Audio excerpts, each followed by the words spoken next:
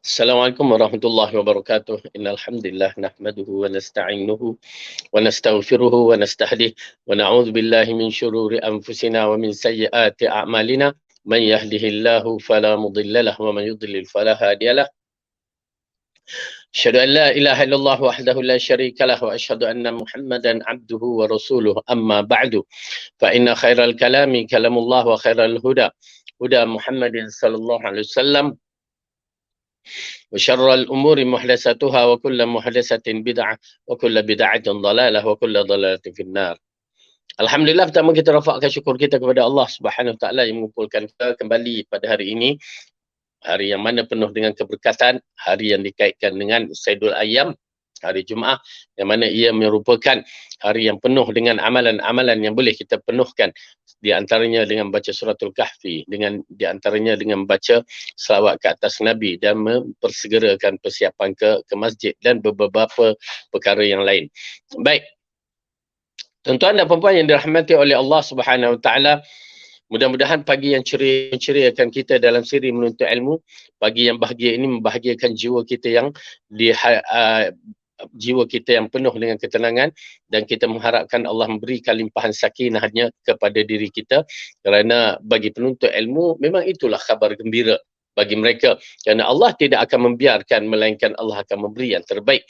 Kenapa? Kerana Rasulullah dah mengatakan talibul ilmi faridatun ala kulli muslimin, menuntut ilmu itu adalah wajib bagi tiap-tiap orang muslim. Bila dah diwajibkan, maka Allah tidak akan biarkan sesuatu diwajibkan tanpa ada petunjuk jalan ataupun ganjaran yang besar. Mesti Allah berikan kepada kita. Baik, jadi kita sambung balik pelajaran kita yang masih lagi kita berkisarkan dengan kitab ensiklopedia akhlak salaf, ya, kitab yang membicarakan tentang akhlak yang generasi yang terbaik. Sudah tentu mengetahui generasi itu adalah generasi Rasulullah dan para sahabat, yang mana ianya merupakan satu generasi yang telah terpilih, yang telah dijadikan contoh kepada ummah, yang dijaminkan syurga kepada mereka. Alangkah indahnya jika generasi itu adalah kita. Ya, generasi itu adalah kita yang termasuk di kalangan orang-orang yang mau menjadikan kita sebagai generasi yang terbaik ini. Dan mudah-mudahan Allah perkenankan. Baik, jadi generasi ini yang pernah saya katakan dikhabarkan di dalam kitab Taurat, Zabur dan Injil, ya, menceritakan bahawa mereka ini adalah pembela-pembela Rasulullah sallallahu alaihi wasallam. Bila mereka menjadi pembela-pembela Rasulullah sallallahu alaihi wasallam, oleh kerana itu ahli kitab beria-ria sangat nak menjadi seperti mereka. Tetapi sayang, 1000 kali sayang, mereka tidak mampu untuk jadi. Kerana apa? Setelah mereka menyaksikan Nabi akhir zaman itu bukan daripada kalangan mereka. Bahkan disaksikan Nabi akhir zaman itu adalah di kalangan Arab, orang Arab, dan bukannya orang Yahudi. Maka akhirnya mereka menentang risalah Rasulullah sallallahu alaihi wasallam, dan akhirnya penyokongnya di kalangan berbagai-bagai bangsa, dan itu menandakan kehebatan umat Muhammad ini ataupun generasi yang terpilih ini akan memikul risalah yang besar ini. Baik, jadi kita mengikut contoh generasi ini sebagaimana dikehendaki oleh syarak, mengikut segala rentak-rentak dia, itiba'u amalan-amalan Rasulullah dan apa yang dibuat oleh golongan-golongan yang terpilih ini. Jadi insya-Allah kita lihat balik perkara yang kita nak bincang dalam buku kita ni. Yang muka surat 397. Muka surat 397, bab adil, keadilan tiang keteraturan hidup. Yang kedua, adil terhadap diri sendiri dan sesama manusia. Yang ketiga, potret keadilan Rasulullah. 4, pesan Rasulullah agar selalu berlaku adil. 5, jauhilah kezaliman. 6, kebodohan dan kezaliman sumber keburukan. 7, Allah tidak akan membiarkan orang yang zalim. 8, takutlah akan doa orang yang dizalimi. Dan yang ke-9, bahaya kezaliman. Jadi kita akan memperincikan satu persatu tajuk ini, ya, 9 tajuk ni. Kita pun dengar cerita, alhamdulillah kita akan berpindah kan. Jadi berpindah, tajuk ini akan terhenti dan kita bersegerakan untuk menamatkan buku kita ni. Mudah-mudahan bila kita berada di tempat yang baru nanti, tajuk buku baru pula. Okey, baik. Dalam Al-Quran dalam surah Al-Maidah, Allah berfirman, sesungguhnya Allah tidak memberi petunjuk kepada orang-orang yang zalim. Terjemahan dari terjemah Allah, firman Allah, sesungguhnya Allah tidak akan memberi, innallaha la yahdi qaumadz zalimin. Sesungguhnya Allah tidak akan memberi petunjuk kepada orang-orang yang zalim. Ya, jadi ini mengisyaratkan kepada kita petunjuk Allah tidak akan bagi jika kita mempunyai sifat seorang yang zalim. Kita kena faham elok-elok beberapa kaedah-kaedah untuk menentukan kezaliman. Pertama, dalam bab-bab ini kadang-kadang manusia ini tersilap dalam menisbahkan kezaliman. Bila dia tersilap dalam menisbahkan kezaliman, semuanya akan terseleweng. Iaitu kaedah dia. Bila kebenaran itu dia tersilap, maka dia akan lari banyak. Itu pasal kenapa risalah yang permulaan yang dihantarkan oleh para nabi kepada kaum dia adalah risalah tauhid. Risalah akidah, tauhid. Ya. Oleh kerana itu kita menyaksikan umat terdahulu, misalan kaum Nabi Syuaib yang bermasalah daripada perniagaan mereka, timbangan mereka, ya, disebabkan bermulanya daripada akidah. Kita lihat kaum Nabi Lut, ya, yang mengadakan siri pemahaman liberal, homoseksual, yang mana itu bermasalah daripada akidah. Kita melihat kaum Nabi Nuh pun begitu, masalah daripada akidah. Semua dalam masalah akidah, tauhid, maka akhirnya terpesong. Jadi, kita kena faham definisi makna tersebut, maka kita akan berjalan di atas perjalanan yang betul. Kalau kita tak faham, maka di situlah akan timbul masalah yang banyak kepada diri kita yang menyebabkan akhirnya terjemahan atau penafsiran itu bercanggah seperti mana yang dikehendaki oleh Allah dan Rasul. Baik, kita tengok. Keadilan yang keteraturan hidup. Okey, dia tulis khat macam tu, susah nak baca. Keadilan tiang keteraturan kehidupan. Okey, itu dia maksud dia yang dibagikan dalam bab ini, keadilan tiang bagi kehidupan. Maka kita lihat yang dimaksudkan dengan adil di sini iaitu memberikan keputusan hukum secara benar. Definisi tersebut berdasarkan kitabullah, Al-Quran dan As-Sunnatun Nabi, bukan bersumber dari selain daripada keduanya. Okey. Tuan-tuan dan puan-puan yang dirahmati oleh Allah Subhanahu Wa Taala, yang mana definisi ini ya bukan boleh ditafsirkan oleh akal kita sendiri. Ya, definisi ini apatah lagi bahagian agama, mesti definisi ini berkaitan dengan agama kita. Okey, ataupun penafsiran mengikut agama. Kalau kita menggunakan akal dalam definisi kita, maka dia akan lari. Okey, dia akan lari. Maka kita lihat adil itu juga yang dimaksudkan adil, yakni memberi keputusan hukum secara benar. Okey, memberikan keputusan itu secara benar. Kadang-kadang dia akan mengganggu siri di dalam jiwa kita disebabkan apa? Disebabkan masalahnya keadilan itu kita tafsir ikut akal kita. Bila tafsiran ikut akal, dia akan menjadi lari manhaj penafsiran itu dan akhirnya matlamat untuk menyelesaikan masalah tidak akan dapat. Baik, kita lihat. Adil itu juga bermakna memperlakukan sesuatu sesuai dengan tempatnya, waktu, cara dan kadarnya tanpa berlebihan. Adil juga termasuk ya menyesuaikan keadaan, masa, tempat ataupun kekuatan seseorang itu. Itu pasal apabila kita memberikan sesuatu perkara itu ya kepada anak-anak kita misalan, kita tengok betul keadilan. Mungkin waktu dia kecil-kecil itu mungkin kita boleh samakan. Tetapi bila sudah dewasa, dia dah lain dah. Kenapa? Ada anak yang berada duitnya, ada anak yang kurang duitnya, ada yang berbagai-bagai. Maka kita melihat dari sudut situ, adil dalam bab ini ialah bersesuaian dengan kehidupan dia. Kalau kita bagi seorang anak tu yang kaya tu 1,000. Okey, anak yang agak kurang kaya tu kita bagi lebih. Tidak menjadi masalah kerana kedudukan dia. Ya, kedudukan dia. Maka bersesuaian. Itu pasal apabila seseorang itu kemahiran dia, kita bukan bagi kepadanya. Misalnya dia seorang baiki motor, kita bagi dia tugas baiki dapur misalnya, dia tidak akan boleh, ya. Itu maksudnya di antara adil itu ialah tahu kedudukan orang itu dan bagi kepada mereka dengan cara yang bersesuaian. Okey, kita lihat.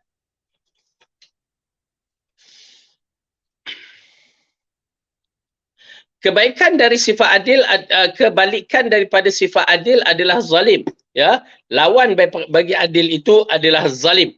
Sifat adil inilah yang dapat menopang keteraturan dan kebaikan hidup di dunia, baik terhadap diri sendiri maupun terhadap sesama makhluk Allah. Sesungguhnya orang yang mampu berbuat adil akan mendapat kedudukan yang mulia di sisi Allah. Jadi Allah telah mengisytiharkan kedudukan orang yang adil ini memang baik. Orang yang adil ini akan mendapat keistimewaan dia tersendiri di sisi Ar-Rahman. Orang yang adil ini, mereka itu adalah pengikut Allah yang mengikut arahannya, yang betul-betul boleh memiliki ganjaran besar di sisi Allah. Allah berfirman, Rasulullah bersabda, innal muqsitina 'indallahi 'ala manabira min nurin an yaminir rahman azza wajal wa kilta yadayhi biyaminun alladhina ya'diluna fi hukmihim wa ahlihim wa ma walu. Okey, maksudnya sesungguhnya orang-orang yang adil di sisi Allah kelak akan berada di atas mimbar-mimbar cahaya di sebelah kanan Ar-Rahman. Okey. Baik. Dalam bab ini agak menarik apabila Rasulullah SAW mengatakan bahawa sesungguhnya orang yang adil di sisi Allah kelak akan berada di atas mimbar cahaya di sebelah kanan Ar-Rahman. Okey. Kemudian dan kedua tangan Allah adalah kanan. Ya, menarik sekali. Hadis ini yang diriwayatkan Muslim ini menarik sekali. Tuan-tuan dan puan-puan, kenapa hadis ini membicarakan sifat Ar-Rahman? Sifat Allah yang Maha Agung ini. Ia merupakan satu sifat yang tidak ada tolok bandingnya. Mana kita beriman seperti mana yang disebut dan jangan masuk ke akal di dalam minda kita. Ini amat penting. Tuan-tuan dan perempuan, usul sifat-sifat Allah ni dia ada cara beriman dia. Semua ada kaifiat dia supaya dia tidak lari daripada apa yang Allah terangkan, apa yang Rasul terangkan. Supaya tidak lari daripada maknanya. Seperti mana definisi yang kita terangkan tentang adil dan zalim itu, begitu juga dengan sifat-sifat Allah, dia kena clear dalam bab itu. Maksud clear di sini, kita kena beriman. Ya, beriman apa yang Allah katakan, jangan masuk akal. Kerana kalau kita masuk akal nanti dia akan terganggu banyak. Pasal apa? Akal kita membicarakan sifat Allah tu nanti macam manusia. Kita perumpamakan macam manusia. Sedangkan Allah itu laisa kamitslihi syai'un wa huwas samiul basir. Dia itu tidak sama dengan sesuatu pun dan dia Maha mendengar lagi Maha melihat. Ya, Samiul Basir itu dah mendengar itu pun ya sifat yang dimilikinya tidak sama dengan makhluk. Okey. Jadi dalam hadis ini apabila Rasulullah mengatakan orang yang adil kedudukannya tinggi di sisi Allah di sebelah kanan Ar-Rahman dan kedua-dua tangan Allah itu adalah kanan. Jangan berfikir dah, beriman sahaja. Itu kaedah kita, beriman sahaja. Ya, Maha suci Allah daripada sifat yang lemah. Maha suci Allah daripada sifat kekurangan. Jangan bicara banyak. Konsep kita beriman, ya. Hadis sahih, hadis Muslim. Kalau kita bicara nanti kita akan masuk urusan dunia, akal kita. Akal tidak boleh menerima dalam beberapa perkara tentang keimanan itu melainkan taslim, sempurnakan di dalam jiwa masing-masing.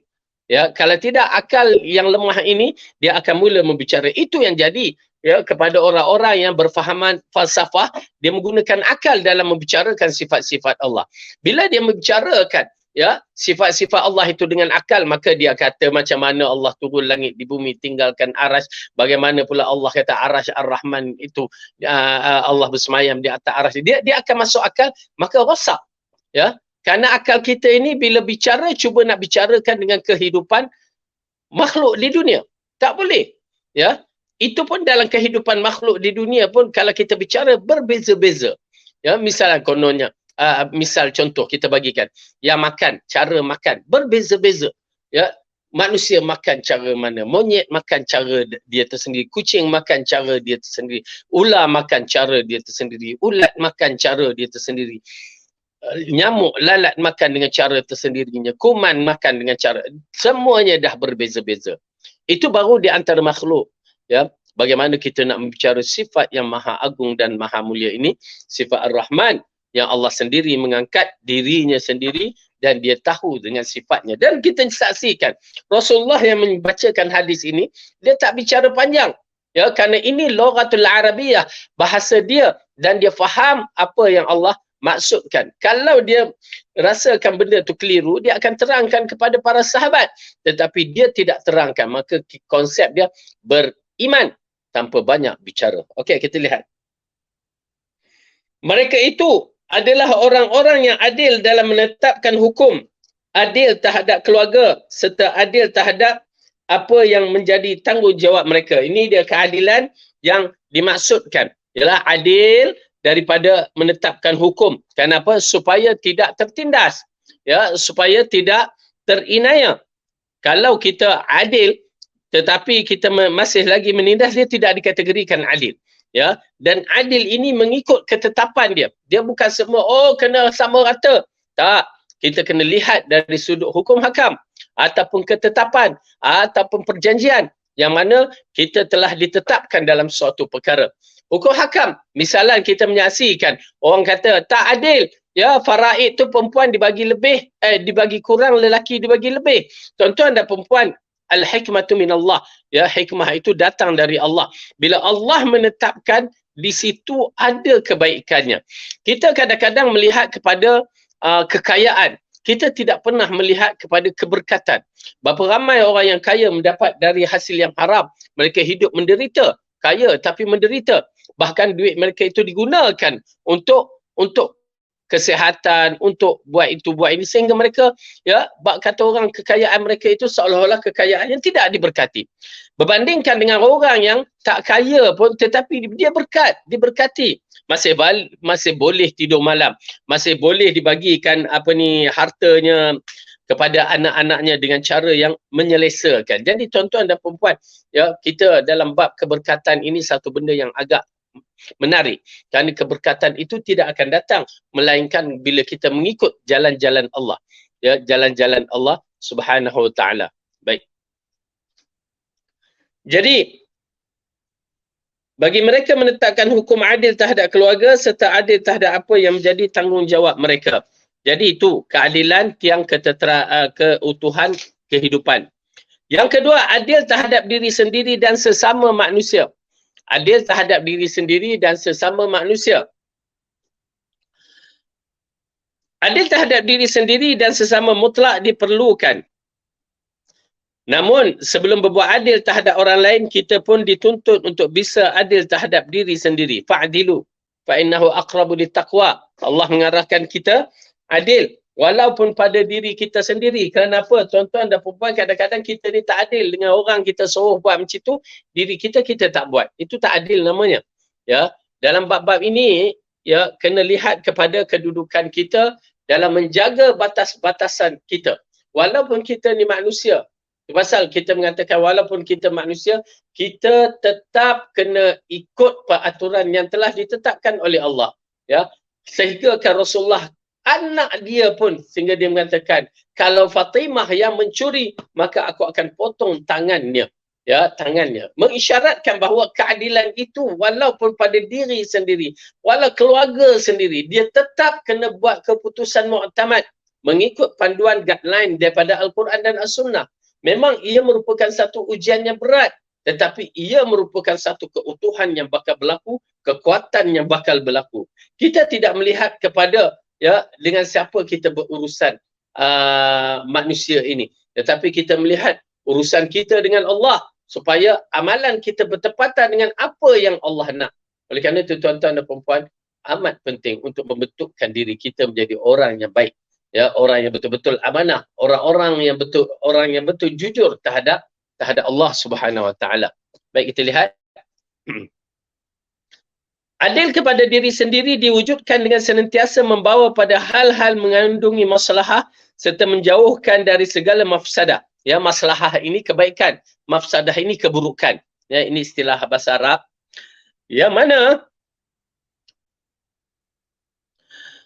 lalu menjaganya agar selalu berada dalam keadaan yang paling adil lagi seimbang, iaitu tidak melampaui batas dalam suatu hal dan tidak pula kurang dari kadar semestinya. Sebab bersikap melampau batas ataupun kurang dari kadar yang seharusnya termasuk dalam kezaliman. Ingatlah bahawasanya siapa saja yang menzalimi diri sendiri mudah menzalimi orang lain, dan siapa saja yang bersikap melampaui batas terhadap diri sendiri nescaya akan lebih melampaui batas terhadap orang lain. Betul tu. Ya. Tuan-tuan dan perempuan, kita tengok kepada akhlak kita. Kalau akhlak kita lolak tu, ya, depan orang tu nampak baik mula-mula, lepas tu tak lama tu nampaklah akhlak perangai yang sebenar. Oleh kerana tu, tuan-tuan dan perempuan, sifat-sifat ini adalah satu perkara yang menakutkan. Kenapa? Sifat-sifat munafik yang ada pada diri kita ni, kadang-kadang kita menunjukkan kebaikan tetapi hakikatnya tidak baik. Oleh kerana itu kita diarahkan waktu didikan yang pertama anak-anak kita, terutamanya ibu bapa, tolong ambil perhatian untuk mendidik anak-anak ini. Anak-anak bergantung kepada siapa yang hidupkan dia. Ya, siapa yang bimbingkan dia. Kita yang membimbing anak kita daripada kecil, daripada berlahir tu, sebelum lahir tu dah kita bimbing sampai dia lahir, maka semuanya itu bergantung kepada program yang kita program.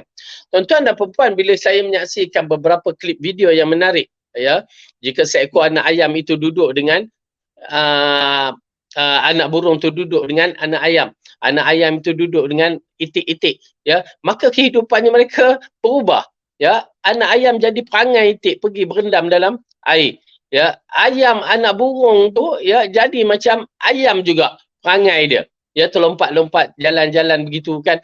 Jadi semuanya itu bergantung kepada orang yang mendidik. Itu pasal kita menyaksikan sehari dua ni orang hantar klip video, misalan manusia bersama singa, manusia bersama harimau, ya, itu semua menunjukkan bahawa bagaimana permulaan didikan. Lahir-lahir itu diambil dah. Ya, diambil dah binatang tu dan dibagi makan dan dilayan seperti mana layanan binatang manja, pet kan.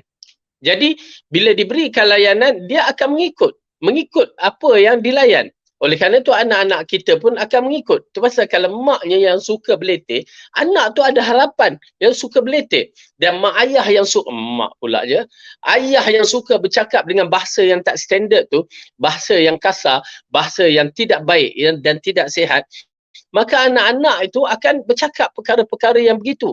Kenapa? Sumbernya adalah sumber daripada mak dan ayah. Sadaqah Rasulullah sallallahu alaihi wasallam. Betul apa yang Rasulullah sallallahu alaihi wasallam mengatakan.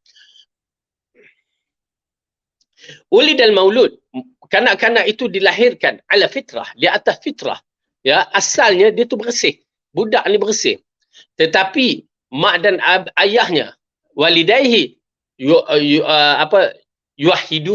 yunassirunahu, menjadikan dia Nasrani ataupun menjadikan dia Yahudi ataupun menjadikan dia Majusi, ya, mak dan ayah dialah yang akan mencorak anak itu. Kalau anak tu baik, alhamdulillah, corakan baik, alhamdulillah, maka corakan yang tak baik akan dibuang, tidak akan diterima. Tuan-tuan dan perempuan, kalau kita tengoklah orang buat batik pun, kalau corak dia cantik kita suka, tapi kalau corak tak cantik, ya, kita akan tak ambil kain batik, baju batik itu. Ya, begitulah keadaan budak-budak yang mana mak ayah dia yang mencorakkan. Kalau mak ayah suka baca dalam keadaan baring, anak akan ikut. Kalau mak ayah ni suka dengan handphone, berbincang, bersembang pun tak ada dah dalam keluarga ni, ya, mereka akan suka dengan handphone. Dan begitu, kalau ayah dia suka main game, anak suka main game. Saya agak tertarik bila seorang tu kata, "Hei, saya dah larang dia merokok," tapi ayah dia masih lagi merokok. Bagaimana kedudukan anak tu? Nak berhenti, ayah pun merokok. Bak kata orang, bapak borek, anak rintik. Begitulah kedudukannya. Baik.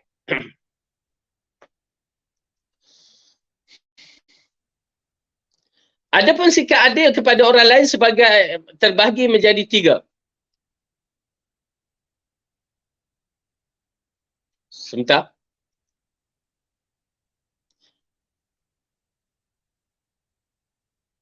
Adapun sikap adil terhadap kepada orang lain terbahagi menjadi 3 bahagian dalam penjelasan seperti berikut. Yang pertama, ya, Adil terhadap orang yang kedudukannya lebih rendah, misalnya keadilan penguasa kepada rakyatnya atau pemimpin kepada bawahannya. Keadilan mereka setidaknya terwujud melalui 4 hal. Ya, 4 hal: membuat kebajikan yang akan memudahkan rakyat dan bawahannya, menghilangkan kesukaran dari mereka, tidak sewenang-wenang terhadap mereka, dan senantiasa berpegang kepada kebenaran perilaku sehari-hari. Jika seorang penguasa benar-benar melaksanakan 4 hal tersebut, nescaya menjadi pemimpin yang dicintai, selamat dan dapat meraihkan kemenangan. Ini di antara perkara yang kalau kita sembang, orang kata sembang politik. Ya, kalau kita sembang, dia akan menjadi isu. Tetapi ia tetap kita katakan kullukum ra'in, kata Rasulullah, semua kamu adalah pemimpin. Ya, semua kamu akan dipertanggungjawabkan terhadap apa yang kamu pimpin. Kita ni kaum keluarga kita, maka kita orang lelaki menjadi berat dalam bab ini, akan dipertanggungjawabkan di depan Allah. Kalau anak-anak pun begitu juga, mas'uliyah dia kepada kita, maka kita berat. Itu baru pimpinan rumah tangga. Bagaimana kedudukan pimpinan di masyarakat kita yang ramai ini? Setiap berapa ribu, berapa juta penduduk itu, orang yang menjadi pemimpin bertanggungjawab. Tuan-tuan dan perempuan, ini persoalan yang begitu dahsyat yang kita lalu je lah. Yang paling penting, kita takut kepada Allah. Ya, apabila seorang pemimpin itu menipu misalnya, pemimpin dibenci, Allah, Rasulullah dah sebutkan di dalam hadis berkaitan dengan orang-orang pemimpin yang buruk dan pemimpin yang baik, pemimpin yang dilaknati semua. Saya telah tulis dalam buku 108 yang dilaknati oleh Allah, Rasul, malaikat dan para orang muslimin. Ya, semuanya berkaitan dengan, di antaranya berkaitan dengan pemimpin yang dilaknati oleh kaum dia. Ya, dahsyat. Pemimpin-pemimpin yang dilaknati oleh kaumnya, maka Allah akan jadikan ia dilaknati. Ya, satu perkara yang tidak disukai. Ya, baik. Jadi kita nak cakap pun panjang dalam bab ini. Ala kulli hal, kita lihat yang kedua. Adil ke atas orang yang kedudukannya lebih tinggi, misalnya keadilan rakyat kepada penguasa atau keadilan anak buah kepada pemimpinnya. Keadilan mereka diwujudkan melalui 3 hal. Tulus dalam mentaati kepimpinan, ikhlas memberi bantuan, dan jujur dalam memberikan loyalitas. Kalau ketiga-tiga itu benar dilaksanakan, nescaya akan tercipta kehidupan harmonis dan damai. Sebaliknya, jika tiga hal tersebut diabaikan, nescaya akan timbul kerosakan dan huru-hara. Okey. Selain daripada kita membicarakan tentang kepimpinan, dan kita juga membicarakan keadilan kepada kerakyatan pula, kepada rakyat. Okey. Keadilan kepada pimpinan, maka pimpinan kena ikut apa yang telah di-guideline-kan kepada dia berkaitan dengan kesihatan, pendidikan, ekonomi, ya, dan keselamatan. Itu semua adalah usul yang amat penting yang telah diberikan tanggungjawab kepada pemerintah. Maka dia gunakan dalam keadilan, memberikan hak-hak yang telah ditetapkan, maka dia kena bagi. Okay, satu. Adapun dari sudut rakyat, maka dia ada kaedah-kaedah juga. Kadang kita kena faham beberapa kaedah. Pemimpin yang kita lantik adalah datang dari diri kita, yang disebutkan oleh Sayyidina Ali radhiyallahu anhu. Ya. Apa yang berlaku terhadap pemimpin adalah datang daripada pengikutnya. Okey. Jadi oleh kerana itu, tuan-tuan dan puan, apa yang berlaku pada pimpinan ini, ia disebabkan rakyatnya juga. Oleh kerana itu, islahkan rakyat, islahkan diri kita, ya, islahkan, terutamanya dalam sistem kita ini adalah sistem demokrasi, yang mana ianya perlu kita islahkan diri kita, baru dapat mengislahkan segala-galanya. Apabila kita melihat dalam sudut ini, tanggungjawab rakyat kepada pemimpin kena ada. Tanggungjawab rakyat kepada pemimpin kena ada. Taati dalam perkara ma'ruf. Dia kena taat dalam perkara ma'ruf. Apa juga, siapa juga, pemimpin, walaupun orang kafir, maka kita kena taat dalam perkara ma'ruf. Okey? Itu amat penting. Kenapa? Kerana selagi perkara itu ma'ruf adalah maslahah kepada ummah. Pasal macam traffic light, perkara ma'ruf yang kena ditaati. Tetapi perkara-perkara yang ingkar, yang tidak ma'ruf, maka kita menentang, tetapi dengan syarat-syarat yang tertentu. Tak setuju dengan syarat-syarat yang tak tertentu. Tidak boleh keluar demonstrasi. Dia tak boleh. Haram demonstrasi itu. Ya, keluar. Kenapa? Walaupun kita tak setuju dia akan nak menjatuhkan rakyat, menjatuhkan pimpinan, tetapi dia menyebabkan kesan yang lebih dahsyat. Na'udzubillah. Ya, tuan-tuan dan puan-puan, kita mempelajari, apatah lagi zaman kita ni telah mempelajari tentang demonstrasi yang berlaku pada negeri-negeri Arab waktu Arab Spring. Kita menyaksikan kefasadan itu lebih banyak daripada kebaikan. Ya, kerosakan itu lebih banyak daripada kebaikan, sehingga kita saksikan pada hari ini Syria masih lagi dalam keadaan menyedihkan. Yaman masih lagi di dalam keadaan menyedihkan. Begitu juga di mana? Di Baghdad masih lagi, dan kita menyaksikan di Tunis ataupun di Algeria masih lagi tak stabil. Tuan-tuan dan puan-puan, belajarlah daripada kesilapan orang-orang yang terdahulu, ya, supaya kita lebih berhati-hati dalam berhadapan dengan perkara tersebut. Asalnya kita memang tak setuju perkara-perkara yang begitu. Ketiga, adil terhadap orang-orang yang kedudukannya sama dan setingkat. Keadilan seperti ini terwujud melalui 3 hal: tidak bertindak lancang, tidak sewenang-wenang, dan tidak menyakitinya. Dengan tidak bertindak lancang, hati pun akan berpadu dengan tidak sewenang-wenang, rasa cinta mudah dibuktikan, serta dengan tidak menyakiti, kesedaran hakiki dapat tercipta. Apabila 3 hal ini dapat dipraktikalkan, nescaya akan terjadi pemusuhan antara sama hingga mereka binasa dan dibinasakan. Okay.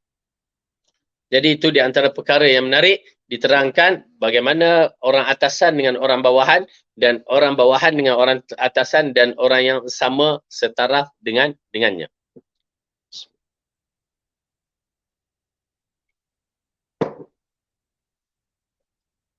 Baik.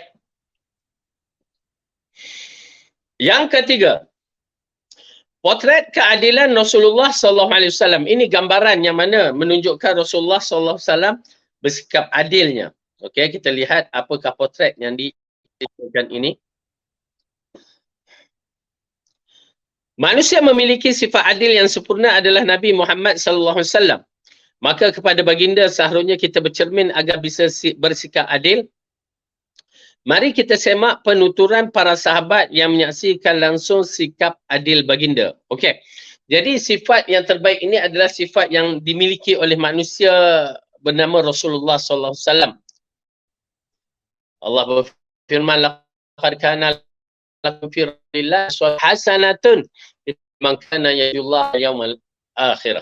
Ya, sesungguhnya pada Rasul contoh yang terbaik, yang menjadi contoh yang terbaik. Yang mana laqad kana lakum fi rasulillahi uswatun hasanatun liman kana yarjullah wal yaumal akhirah. Ya, bagi mereka yang merindui ataupun mengharap perjumpaan dengan Allah dan hari akhirat. Dan ayat yang lain juga, wa innaka la'ala khuluqin azim, sesungguhnya kamu di atas akhlak yang mulia. Ia merupakan mengisyaratkan bahawa akhlak Rasulullah adalah akhlak terpilih di kalangan makhluknya, manusia. Baik, kita lihat. Nabi selalu bersikap adil dalam penegakan hukum Allah. Aisyah menceritakan bahawa kaum Quraisy pernah resah dengan hukuman yang akan diterima seorang perempuan Bani Makhzum kerana mencuri. Mereka berkata, siapa yang berani meminta keringanan hukuman kepada Rasulullah? Lalu ada yang berkata, tidak ada yang berani melakukan kecuali Usamah bin Zaid. Dia adalah orang yang dicintai baginda. Akhirnya Usamah menemui Nabi, lantas membicarakan masalah itu. Baginda menegurkan, apakah kamu meminta syafaat keringanan untuk menggagalkan satu hukuman Allah? Kemudian beliau bangkit dan berkhutbah. Okey. Ini berlaku pada zaman Rasulullah SAW, berlaku satu peristiwa kecurian yang mana pencuri itu adalah seorang wanita dari Bani Makhzum.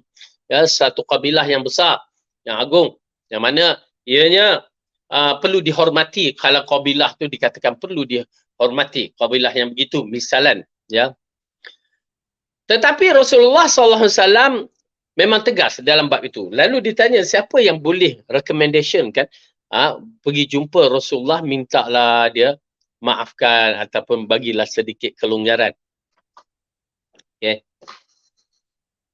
Maka mereka mengatakan, ya, orang yang paling rapat dengan Rasulullah, yang berani nak bercakap benda-benda yang begini adalah Usamah ibn Zaid. Ya, Usamah waktu tu bawah 18, ya. Masih lagi remaja. Dia cucu angkat yang disayangi oleh Rasulullah. Kenapa?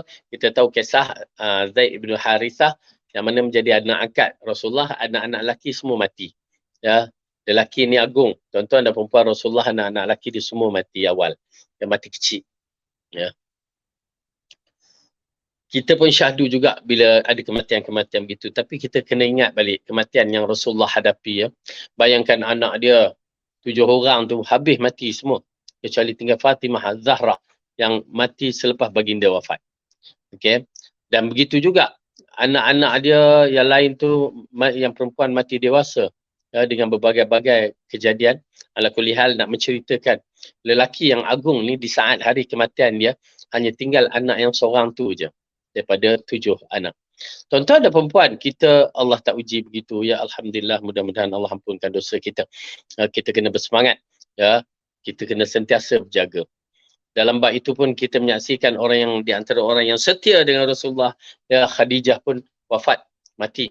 Ya, dalam keadaan dia bersama dengan Rasulullah setelah 13 tahun lebih kurang.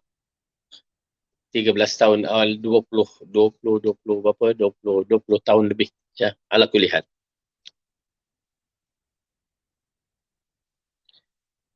Apabila Usamah menemui Nabi lantas membicarakan masalah itu.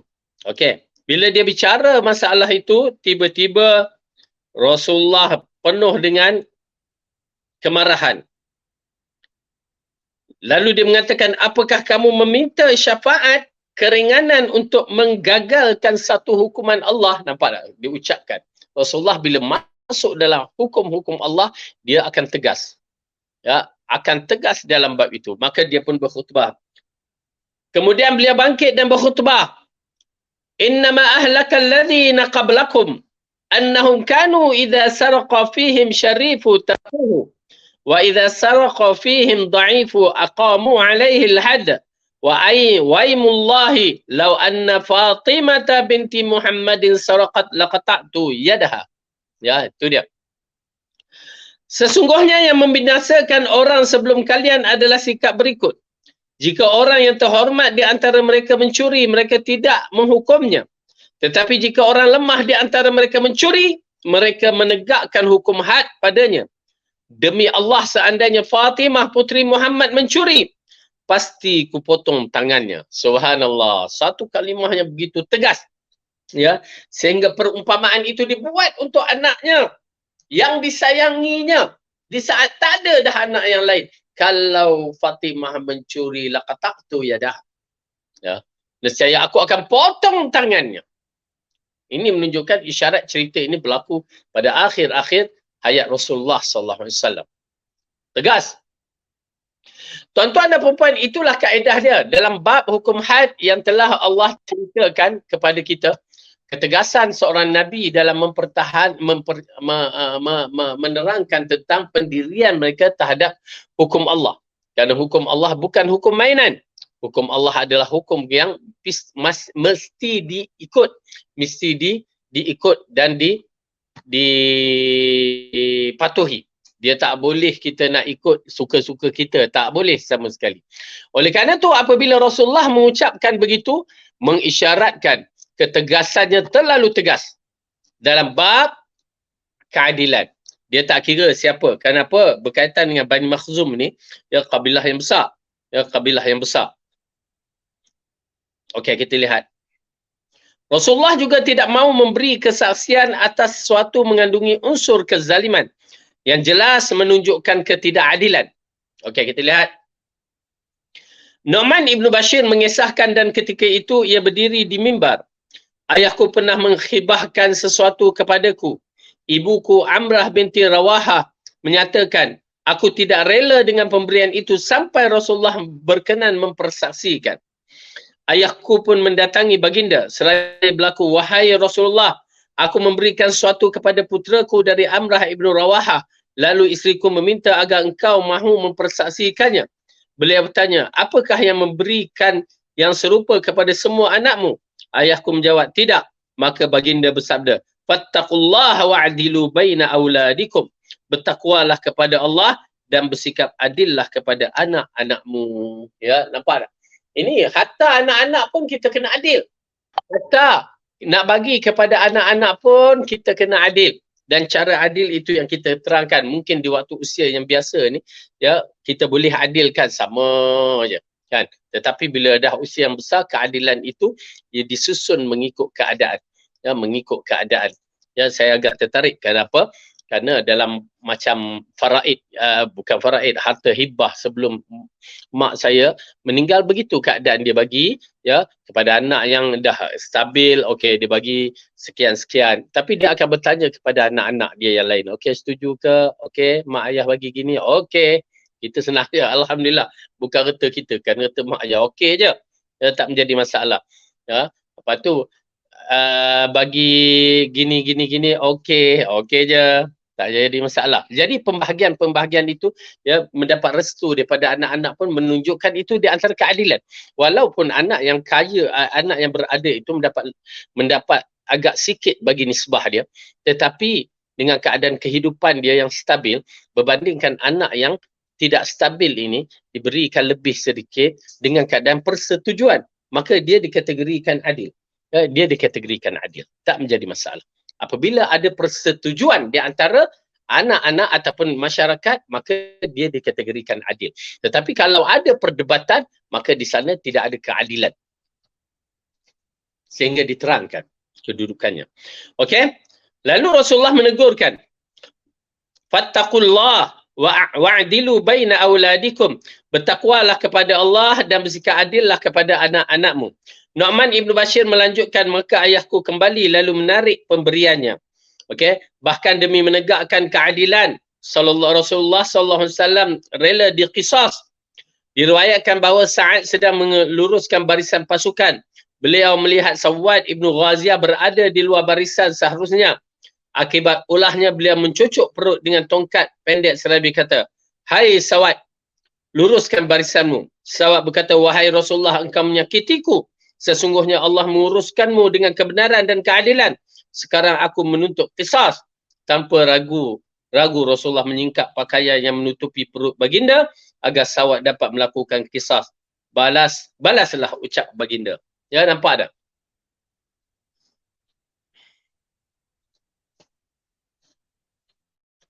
Satu hari Rasulullah sallallahu alaihi wasallam, ya, mendirikan pasukan tenteranya, ya. Ini sikap Rasulullah. Seperti mana dalam solat dia akan betulkan, luruskan barisan, begitu juga dalam siri peperangan dia membetulkan barisan dengan cara yang ala tentera.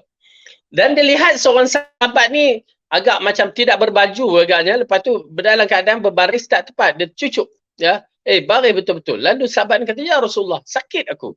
Ya, aku nak qisas." Masya-Allah. Kalau kita nak cakap dengan ketua tentera macam itu, nak sakit kita. Ya, tetapi dia berkata, kerana Rasulullah dalam keadaan dia seorang nabi, maka dia faham apa yang dikatakan itu, maka dia terus menyingkap baju, balaslah, ya. Namun Sawad tidak membalasnya, tapi malah mencium perut baginda. Rasulullah bertanya, "Hai Sawad, mengapa kamu melakukan ini?" Ia menjawab, "Wahai Rasulullah, peperangan telah di depan mata. Aku ingin agar hal terakhir yang terjadi antara kita adalah kulitku menyentuh kulitmu." Kemudian beliau mendoakan kebaikan untuknya, kan. Lepas tu, ya, ini di antara sifat para sahabat, ya. Kadang-kadang tengok, alamak, kenapa sahabat nak buat macam ni? Rupanya buat untuk kebaikan. Dia tak ada buat untuk keburukan kepada Rasulullah sallallahu alaihi wasallam. Bahkan dia dalam keadaan selesa nakkan doa-doa Rasulullah. Okey. Aisyah mengatakan, ada Urwah Ibn Zubair. Urwah Ibn Zubair ini adalah anak saudara Aisyah. Kenapa? Kakak dia Asma binti Abu Bakar, ya, satu bapa.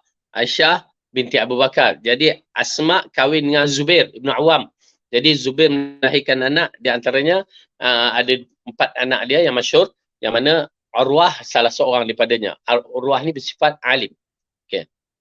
Hai sepupuku, Rasulullah tidak pernah mengutamakanku lebih dari isteri-isteri baginda yang lain dalam malam. Hampir setiap hari beliau mengunjungi kami semua. Beliau mendekati tiap-tiap isteri, namun hanya berhubung intim dengan isteri yang berhak atas giliran bersama beliau hari itu. Dan di rumah isteri itulah beliau menginap malam harinya. Aisyah juga mengisahkan, okey, ini kisah bagaimana Rasulullah adil dalam berurusan dengan isteri-isteri dia. Aisyah juga mengisahkan bahawa suatu hari Rasulullah berada di rumah salah seorang isteri baginda. Lalu isteri lain mengutus seorang pelayan untuk membawa makanan dalam sebuah nampan. Ketika si pelayan tiba, isteri beliau yang ada di rumah itu memukul tangannya hingga pinggan tadi jatuh dan pecah. Beliau mengumpulkan pecahan-pecahan dan berkata, ibu kalian sedang cemburu. Okey, itu biasalah, ya. Biasa keadaan rumah tangga yang bermadu, yang mana bila dia bermadu adalah perasaan cemburu yang tidak boleh dielakkan di kalangan kaum wanita. Ya, namun mereka cemburu mereka dalam keadaan had yang dibenarkan. Ya, had yang dibenarkan maksudnya tidak melampaui batas. Okey, baik.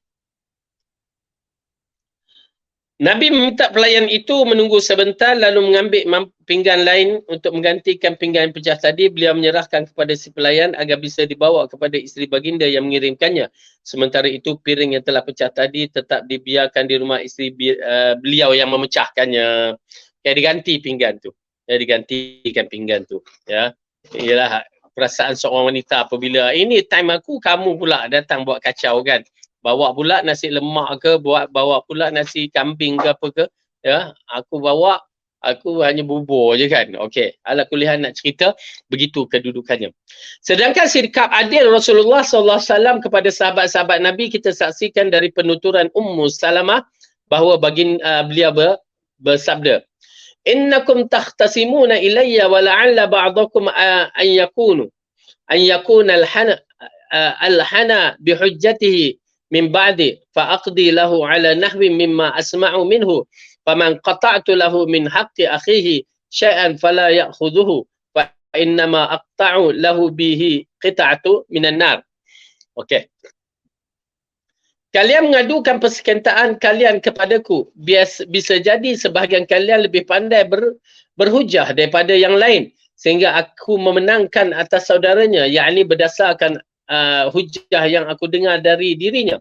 Barang siapa yang perkara akan menang dengan mengambil hak saudaranya padahal ia tidak berhak, maka janganlah ia mengambilnya, kerana sesungguhnya dengan keputusan itu aku telah memotongkan bahagian api neraka kepadanya. Okey, ini di antara perkara yang menarik berkaitan dengan keputusan kehakiman lah.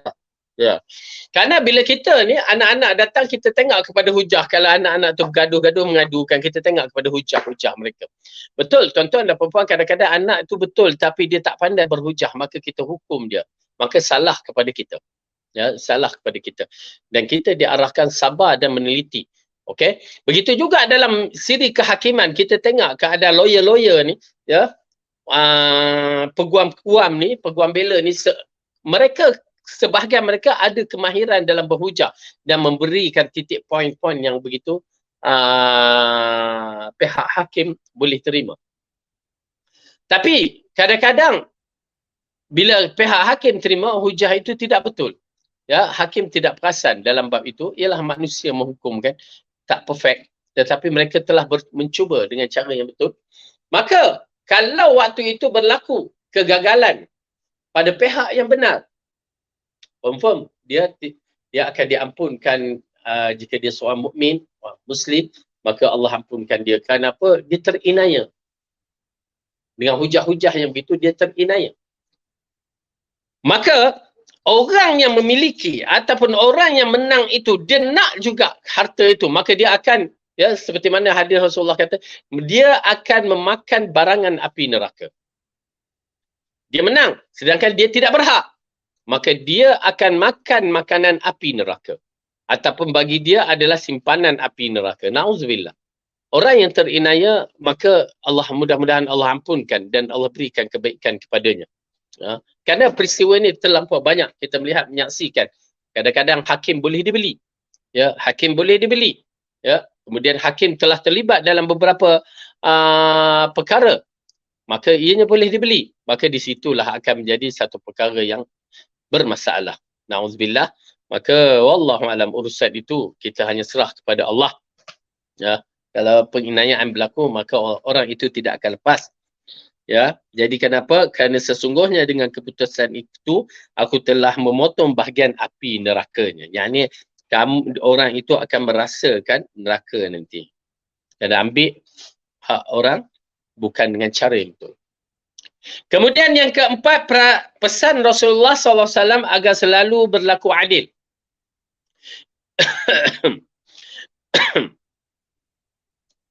Sebentar.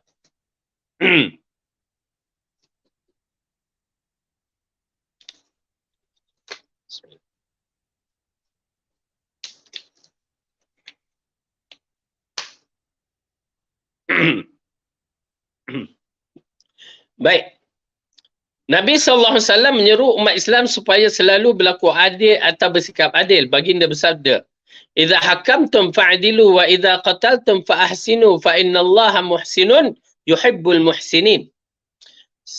Saat kalian memutuskan hukuman, lakukanlah dengan adil. Dan ketika kalian akan menyembelih ataupun bunuh, lakukanlah dengan ihsan. Karena Allah itu Maha Ihsan dan menyukai orang yang berbuat ihsan. Ya.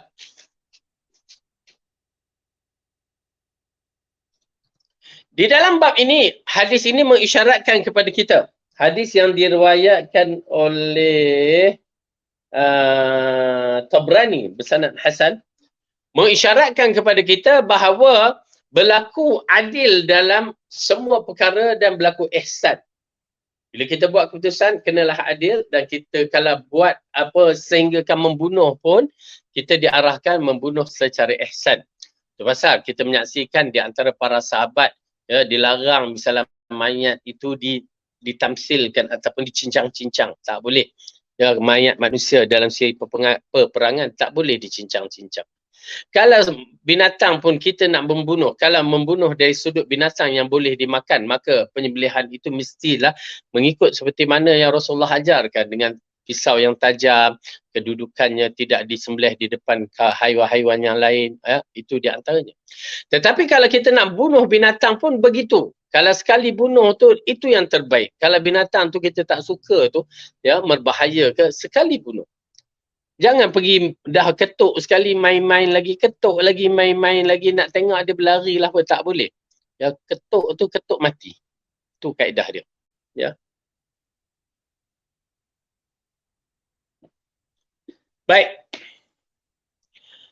Berbuat adil merupakan sedekah yang dicatatkan dalam timbangan amalan hamba. Baginda bersabda, "Kullu sulamin minan nas alaihi sadaqatun kullu yaumin tatlu'u fihi syamsu ya'dilu bainan nasi sadaqatun."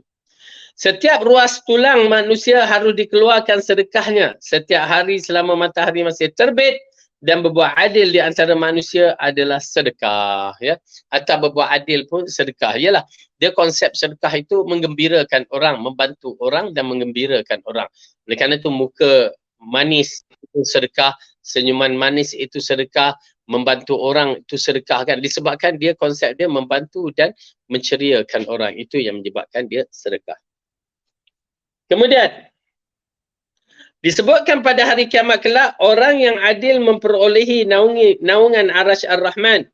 Seperti mana baginda bersabda, 7 golongan yang memperolehi naungan Allah. Maka 7 orang memperolehi naungan Allah pada hari ketika tidak ada naungan kecuali naungannya. Salah satunya pemimpin yang adil. Okey, yang disebutkan dalam hadis 7 golongan yang akan mendapat lindungan Arasy Ar-Rahman, salah satunya adalah pemimpin yang adil. Ya, pemimpin yang adil. Maka pemimpin yang adil inilah yang disebutkan sebagai orang yang teristimewa pada waktu itu.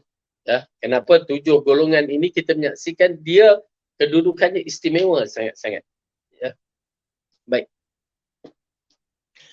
Berbuat adil merupakan perkara yang penting yang akan bisa menyelamatkan para hamba. Ibnu Umar meriwayatkan bahawa Nabi bersabda, kita baca terjemahan dia, ada 3 penghancur dan 3 penyelamat dan 3 penghapusan dosa dan 3 peningkatan darajat. Masya Allah. Ya, Rasulullah bagikan kepada kita satu perkara yang mujammal, penuh dengan konsep apa dia? Pertama, 3 yang menghancurkan, yang kedua 3 yang menyelamat, yang ketiga 3 yang menghapuskan dosa, dan yang keempat 3 yang akan mengangkat darajat seseorang itu. Apakah dia? Okay. Adapun tiga yang menghancurkan adalah kedekut yang diperturutkan, ya, kedekut aja kerjanya. Ya, dia kedekut, tak kira apa pun dia memang kedekut. Sampai anak bini dia pun dia kedekut. Nak makan anak bini pun susah. Ya, kedekut sangat-sangat. Okey, kemudian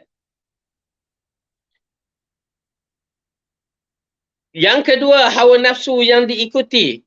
Ikut hawa nafsu. Ikut hawa nafsu. Itu yang dikatakan ikut hati mati. Ya, ikut. Selagi dia tengok kalau boleh kedai RM2 tu pun dia nak angkat bawa balik ke rumah. Kalau boleh apa yang ada kedai kat butik-butik tu pun semua nak diangkat. Itu dia. Ya, ikut hawa nafsu. Dan yang ketiga, ujub terhadap diri sendiri. Ini ujub di antara perkara yang menyakitkan. Dia rasa syok sendiri. Dia rasa dia beriman bagus sangat. Dia rasa dirinya yang terbaik. Ya, maka dia syok sendiri. Ujub ni konsep dia syok sendiri. Bila dia ada ujub, maka dia di antara sifat yang malang. Okey, tiga perkara yang menghancurkan. Yang kita dah baca. Yang pertama tadi, apa dia? Yang menghancurkan ialah kedekut. Yang kedua, mengikut hawa nafsu. Dan yang ketiga adalah ujub terhadap diri sendiri. Okey, jadi tiga perkara ini. Kedekut, ikut hawa nafsu dan ujub pada diri sendiri. Kemudian, tiga penyelamat adalah adil ketika marah maupun senang. Adil ketika marah maupun senang. Senang tu biasanya insya-Allah akan berlaku adil. Tetapi waktu marah ni kadang-kadang dia tak boleh nak timbangkan keadaan dia, pemikiran dia, emosi dia, maka dia akan berlaku tidak adil.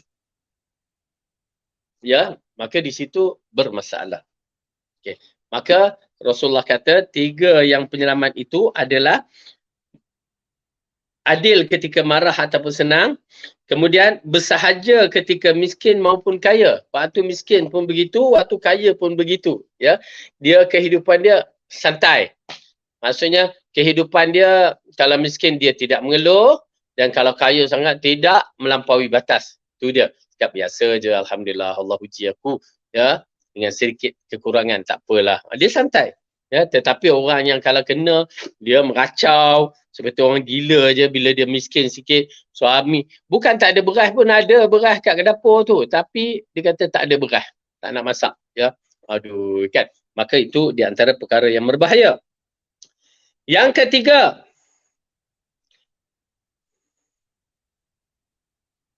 yang kedua, tiga penyelamat adalah adil ketika marah maupun senang. Yang kedua, bersahaja ketika miskin maupun kaya. Dan yang ketiga, takut kepada Allah ketika sendirian maupun di tengah keramaian. Ya.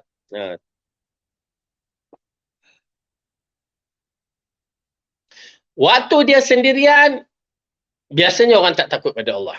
Ini masalah dia, keimanan kita, ya. Keimanan kita biasa ketakutan itu pada Allah, waktu kesendirian jarang yang takut pada Allah. Tetapi waktu ramai pun bukan takut pada Allah, takut pada aibnya dia pada orang, tu je. Ini di antara kesilapan. Tuan-tuan dan puan-puan kena latihkan, kerana dia penyelamat kita. Takut pada Allah di waktu ramai ataupun seorang. Bahkan dengan ada sifat takut pada Allah di waktu bersendirian itu adalah tanda di antara tanda sifat orang mukmin yang sejati. Kerana orang munafik je yang tak suka beramal melainkan di depan orang ramai. Ya, di depan orang ramai. Dia akan takut Allah pada waktu orang ramai. Jadi waktu itu kita melihat diri kita lah macam mana supaya tidak terjebak dalam munafik. Kemudian dikatakan tiga penghapusan dosa adalah menunggu dari solat ke solat berikutnya. Menyempurnakan wuduk di kala cuaca amat dingin. Dan berjalan kaki menuju solat berjemaah. Okey. Jadi tiga penghapusan dosa itu adalah yang pertama tadi apa dia? Menunggu solat hingga solat yang lain. Ya. Menunggu solat ke solat yang berikutnya. Kenapa Rasulullah mengletakkan seperti ribat waktu berada di perbatasan perang. Ya, tunggu waktu solat. Kita tunggu je. Ya, tunggu je. Tapi alhamdulillah tabiat kita pun memang menunggu. Masuk waktu solat kita bertindak. Ya, itu di antara sifat tunggu kita. Bukan semestinya berada di atas sejadah saja semata-mata. Tak. Ya, sifat tunggu tu ada. Yang kita bersedia untuk menyambut solat. Kemudian yang kedua, mengambil wuduk di waktu cuaca yang dingin. Alhamdulillah kita ni di Malaysia tak ada waktu dingin.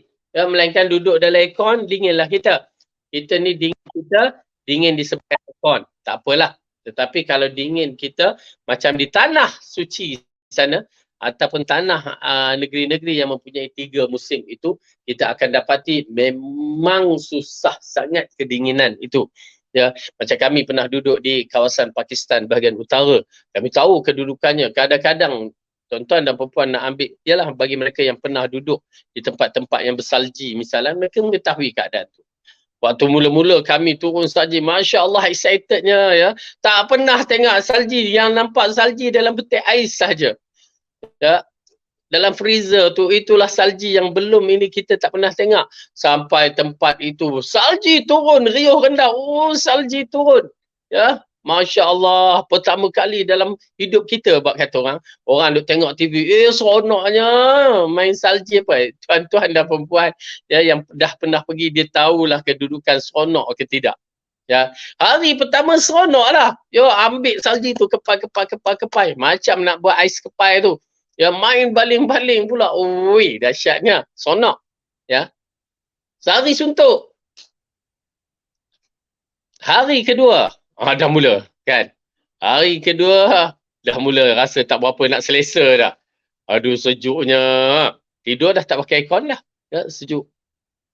Dah tak ada dah main air kepai-kepai tu. Dah tak ada dah. Ya. Hari ketiga, dah mula moyong. Sampai hari berikutnya, nak ambil wuduk tu pun dah tak larat. Ya, ambil air tu dia, hitam maksudnya. Pegang tangan dah tak boleh buat begitu. Sejuk sangat-sangat. Ya, agak menarik apabila hadis ni mengatakan, kenapa? Kerana di waktu itu orang suka tidur je. Ya, lalu dikatakan menyempurnakan wuduk di kala cuaca amat dingin. Ya, kalau cuaca amat dingin, kita sempurnakan wuduk. Ya. Kalau ada air panas, Alhamdulillah. Ini kalau tak ada tu, ya, terpaksalah kita buat macam unggun api tu ke apa ke.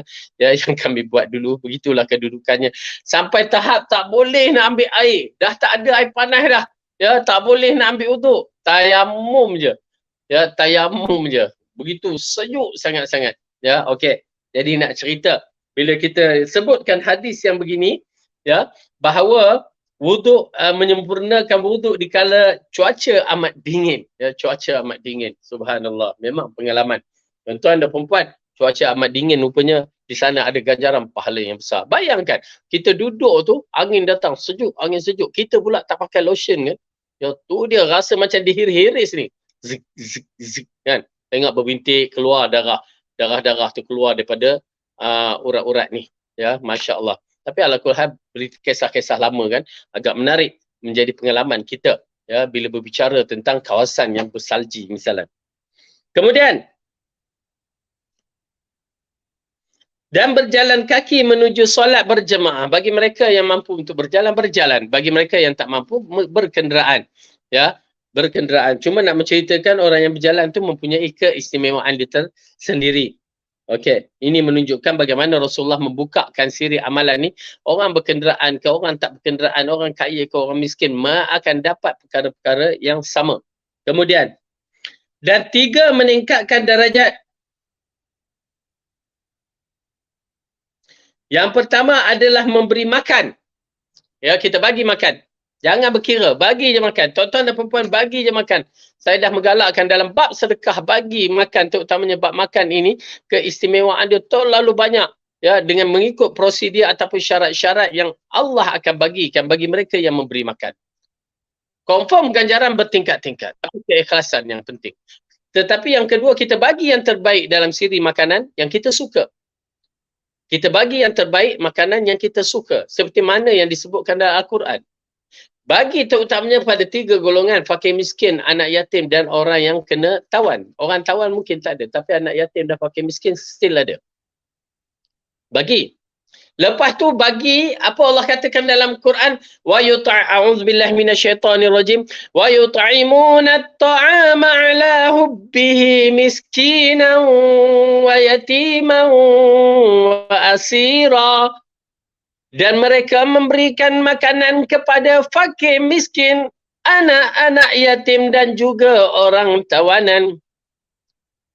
Itu dia. 3 sifat. Kita bagi terutamanya 3 golongan ini. Bagaimana dia bagi? Wa yut'imuna at-ta'ama 'ala hubbihi. Makanan yang dibagi itu adalah makanan yang dia suka. Kalau orang bagi kat dia, dia suka. Oleh kerana itu kita bila nak bagi makanan, jangan misalnya dah nak expired ataupun dah tinggal, alah makcik nasi lemak tak habis tadi, kan? Jangan begitu. Bagi yang ori punya, yang mula-mula punya, yang fresh lagi.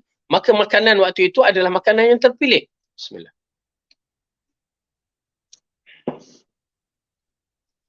Allah katakan apa? Memberi makan kepada fakir miskin, makanan yang dia sukai kepada fakir miskin, anak yatim dan orang tawanan. Wa yut'imuna at-ta'ama 'ala hubbihi miskinan wa yatiman wa asira. Innama nut'imukum liwajhillah la nuridu minkum jazaa'an wala syukura. Sesungguhnya kami memberi makan itu semata-mata kerana Allah. Semata-mata mengharap keredaan Allah. Dan kami tidak memerlukan kepada kamu. La nuridu minkum jazaan, balasan, wala syukura, walau berterima kasih. Itu dia, sifat bagi makan. Ya, tidak mahu diucapkan, tidak mahu balasan dan tidak mahu diucapkan terima kasih. Kalau orang ucap, alhamdulillah. Kalau tak ucap, tak apa, alhamdulillah. Kalau orang bagi balik ucapan syukur kan, dengan hadiah ke apa, okey kita terima. Kalau tak bagi pun tak menjadi masalah. Tapi niat kita jangan ada hendak kan ganjaran balasan. Oleh kerana itu Syekh Saleh Utsaimin rahimahullah apabila dia mengupaskan ayat ini ya berkaitan dengan orang-orang yang tidak mahu terima balasan sehingga kita waktu bersedekah itu kita ucapkan ya tolong doakan saya pun tak perlu. Kenapa? Bila kita ucap macam itu seperti kita minta balasan. Ya, balasan daripada dia, balasan kamu doakan untuk aku. Tak ada. Jadi tak perlu. Kalau dia bagi doa, alhamdulillah kita aminkan. Kalau dia tak doa pun tak apa.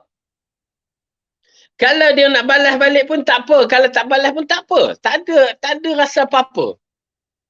Kalau dia ucap terima kasih, alhamdulillah. Kalau dia tak ucap pun tak apa. Jangan dia pendam. Apalah dia ni. Weh, cakaplah terima kasih. Tak payah. Itu bukan cara kita. Ya Allah ajar, biarkanlah. Allah katakan, apa dia selepas itu? Inna nakhafu min rabbina yawman abusan qamtarira.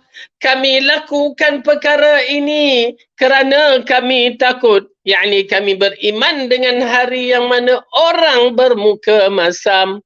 Itu dia. Orang bermuka masam pada waktu itu yakni disebutkan perjalanan kita di mahsyar. Tuan-tuan dan perempuan, di antara perkara yang menarik kita menyaksikan melalui hadis-hadis, Allah telah menunjukkan di antara orang-orang yang terbaik di permulaan perjalanan kita di mahsyar. Yang pernah kita terangkan, di antaranya apabila Allah memakaikan pakaian kepada orang-orang yang terpilih seperti nabi-nabi. Ya, apabila Rasulullah mengatakan orang yang pertama dipakaikan pakaian adalah Nabi Ibrahim. Dan sudah tentu Rasulullah dan para nabi yang lain. Yakni 4 golongan yang terpilih, minan nabiyyin was-siddiqin wasyuhada was-salihin. Maka mereka itu dah jadi orang terbaik. Kemudian diikuti dengan ayat ini, orang yang bermuka ceria. Takut bermuka masam apabila Allah mengatakan, ya, dalam ayat tadi kami memberi makan semata-mata kami takut pada hari orang yang bermuka masam. Lalu Allah katakan apa? Fawaqahumullahu syarra zalikal yaumi walaqahum nadratan wa surura. Maka Allah menjauhkan mereka dari perkara tersebut dan menceriakan muka mereka.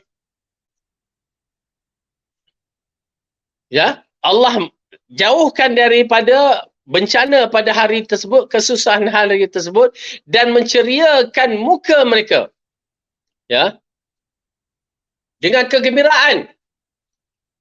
Fawaqahumullahu syarra dzalikal yaum wa laqahum nadratan wa surura, dalam keadaan gembira. Jazaa'um bima sabaru jannatan wa harira, dan balasan mereka adalah syurga dan terdapat di dalamnya jannatan wa harira, dan pakaian-pakaian sutera. Okey, tuan-tuan dan puan-puan, cantik Baik, kita lihatkan terus. Kemudian ifsya'us salam, menyebarkan salam, sehingga kan dikatakan Ibnu Umar bila hadis ini menyebar termasuk dalam darajat, maka dia pergi ke pasar-pasar, dia ucapkan assalamualaikum, assalamualaikum, tak kira kenal ke tak kenal, ya, dia ucapkan salam. Tetapi di akhir zaman ni yang Rasulullah kata berlaku ucapan salam itu kepada orang yang dia kenal je, orang tak kenal tak ada diucapkan salam. Ya, nauzubillah. Ustaz pun terkena jugalah kadang-kadang, ya. Orang tak kenal kita tak adalah ucap salam. Ya, orang yang kenal aja. Ini di antara masalah. Wa salatu bil laili wan nasi niyam, dan melakukan solat malam di ketika orang tengah tidur. Kenapa? Untuk melakukan solat malam itu adalah satu kesusahan sebenarnya. Bukan semua orang boleh melakukan solat malam. Okey, kemudian kita lihat terus. Demikianlah Rasulullah SAW memerintahkan setiap Muslim supaya bisa berlaku adil kepada siapa yang didalami kondisi bagaimanapun. Dan dalam kondisi bagaimanapun. Kemudian, bahkan kepada diri sendiri. Kerana itu, jika tali salah satu sandal putus, hendaklah sandal-sandal yang lain, hendaknya sandal-sandal lain tidak dipakai. Ya, beliau bersabda, la yamshi ahadukum fi na'lin wahidatin liyun'ilhuma jami'an aw liyakhla'huma jami'a. Janganlah kalian berjalan dengan memakai satu sandal sahaja, akan tetapi hendaklah memakai keduanya atau melepaskan semuanya. Dia nak menceritakan dalam keadaan larangan dan arahan Allah itu pun, sehingga sandal pun diambil kira. Kalau kita pakai satu sandal, maka tidak dibenarkan berjalan, melainkan kita memakai dua sandal. Ya, maka insya-Allah mudah-mudahan dengan memakai sandal itu dengan cara yang betul, maka kita akan betul jalan dia.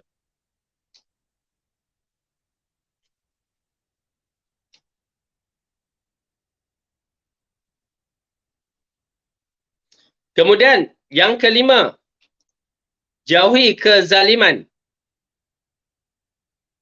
Menegak keadilan berarti menjauhi kezaliman dengan sejauh-jauhnya. Kezaliman itu sendiri merupakan rangkaian kegelapan nescaya menggelapkan kehidupan dunia dan akhirat hambanya. Kerana itu berhentilah dari segala bentuk kezaliman. Ya, berarti zalim ini adalah kegelapan. Maka Allah mengarahkan kita meninggalkan kegelapan.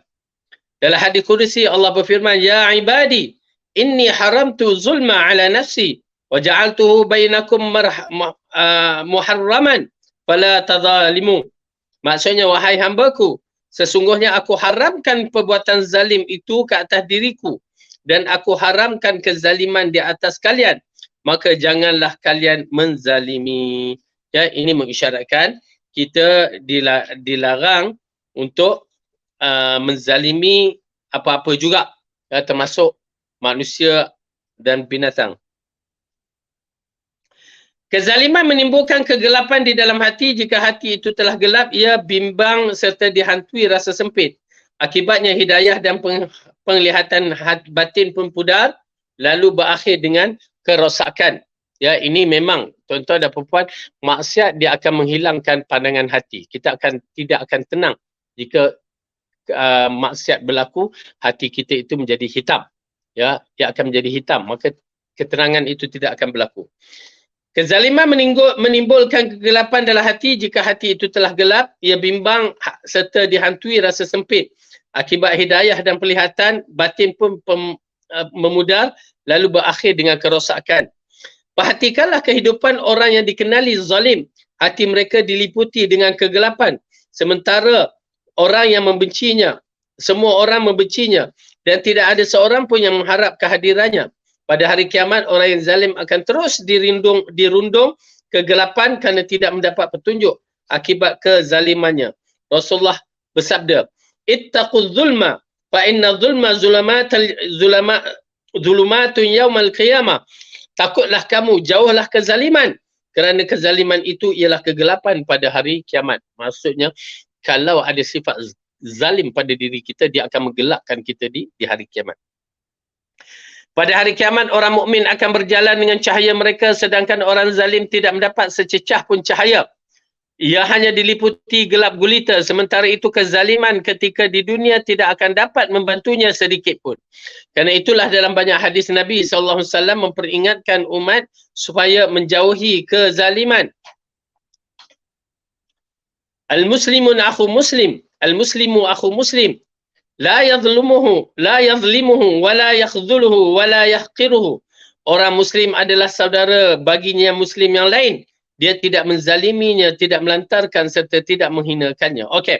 Baik, apabila disebutkan bab kezaliman ini, maka dia adalah kegelapan. Orang mukmin akan ada cahaya di akhirat kelak pada beberapa tempat. Ya. Di antaranya kita buka di dalam surah, ya, kita habiskan sikit ni, dalam surah Al-Hadid. Juzuk yang ke 27, 28.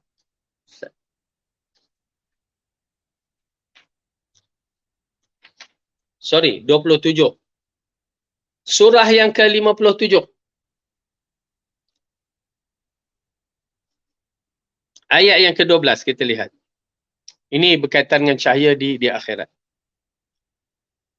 A'udzu billahi minasy syaithanir rajim.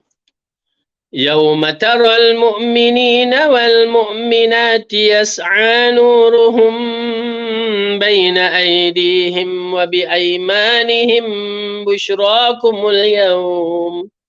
بشراكم اليوم جنات تجري من تحتها الأنهار خالدين فيها ذلك هو الفوز العظيم. Pada hari ketika kamu melihat orang mukmin lelaki dan perempuan sedangkan cahaya mereka bersinar di hadapan dan di sebelah kanan mereka. Dikatakan kepada mereka, pada hari ini ada berita gembira untukmu, iaitu syurga yang mengalir di bawahnya sungai-sungai yang kamu kekal di dalamnya. Itulah keberuntungan yang besar. Okey. Maka dalam ayat ini menceritakan kepada kita tentang adanya cahaya di akhirat kelak. Ini berkaitan dengan cahaya di titian sirat. Ya, kita memerlukan cahaya. Hatta kalau ikut hadis tadi pun menceritakan bahawa kegelapan di akhirat itu pun dah menunjukkan benda itu tak baik. Okey, baik. Kita lihat. Itu ayat yang pertama dalam surah Al-Hadid. Ada ayat yang kedua yang berkaitan dengan cahaya juga. Ayat itu di dalam surah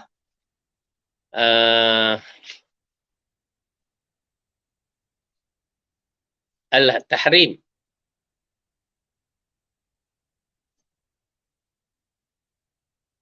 Surah Tahrim, surah yang ke-66. Juzuk yang ke-28. Akhir juzuk 28.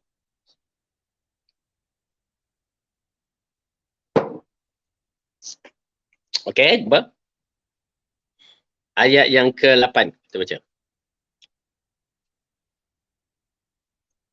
يا أيها الذين آمنوا توبوا إلى الله توبة نصوحا عسى ربكم أن يكفر عنكم سيئاتكم ويدخلكم جنات تجري من تحتها الأنهار يوم لا يخزي الله النبي والذين آمنوا معه نورهم يسعى بين أيديهم وبأيمانهم يقولون يقولون ربنا أتمم لنا نورنا واغفر لنا إنك على كل شيء قدير. Wahai orang-orang yang beriman, bertaubatlah kepada Allah dengan taubat yang semurni-murninya. Mudah-mudahan Tuhan kamu akan menghapuskan kesalahan-kesalahanmu dan memasukkan kamu ke dalam syurga yang mengalir di bawahnya sungai-sungai. Pada hari ketika Allah tidak menghinakan Nabi dan orang-orang yang beriman bersama dengannya. Sedangkan cahaya mereka memancar di hadapan dan di sebelah kanan mereka sambil mereka berkata, Ya Tuhan kami, ampunkan, sempurnakanlah bagi kami cahaya kami dan ampunilah kami. Sesungguhnya Engkau Maha berkuasa atas segala sesuatu. Okey, ayat ni mengisyaratkan mengisyaratkan kepada kita bahawa muncul cahaya yang mana kita masih lagi mengharapkan Allah tambahkan cahaya. Oleh kerana itu dalam siapa yang telah mempelajari titian sirat tu, dia akan bertemu dengan hadis-hadis yang bercerita tentang pertama kelajuan orang yang melalui titian sirat dan kedua cahaya yang muncul pada orang yang beriman itu, bagaimana kedudukan cahaya. Agak menarik. Oleh kerana itu tuan-tuan dan puan-puan yang dirahmati oleh Allah, cahaya, kita memerlukan cahaya di sisi Allah. Kerana kita memerlukan perjalanan di akhirat kelak akan menjadi tenang dan lapang. Okey, dan beliau juga menjelaskan bahawa Muslim sejati adalah yang menjaga lisan dan tangannya dari mengganggu orang lain. Rasulullah bersabda, Al-Muslimu man salimal muslimun min lisanihi wa yadihi wa muhajiru man hajara ma nahallahu anhu. Muslim sejati itu adalah kaum muslimin yang selamat dari gangguan lisan dan gangguan tangannya, dan muhajir, orang yang berhijrah sejati, adalah meninggalkan apa yang dilarang oleh Allah Subhanahu Wa Taala. Jadi tuan-tuan dan puan-puan yang dirahmati oleh Allah Subhanahu Wa Taala, kita berhenti di sini. Apa yang paling penting kita ambil apa yang Allah dan Rasul ajarkan supaya kita sentiasa mengikut jalan yang terbaik, golongan daripada golongan yang terbaik ini. Wallahu a'lam bissawab. Cukup sampai di sini. Yang baik itu datang daripada Allah, salah dan silap dari kelemahan saya sendiri. Aqulu qawli hadza wa astaghfirullahu li wa lakum. Wassalamualaikum warahmatullahi wabarakatuh. Subhanakallahumma bihamdika asyhadu an la ilaha illa anta astaghfiruka wa atubu ilaik.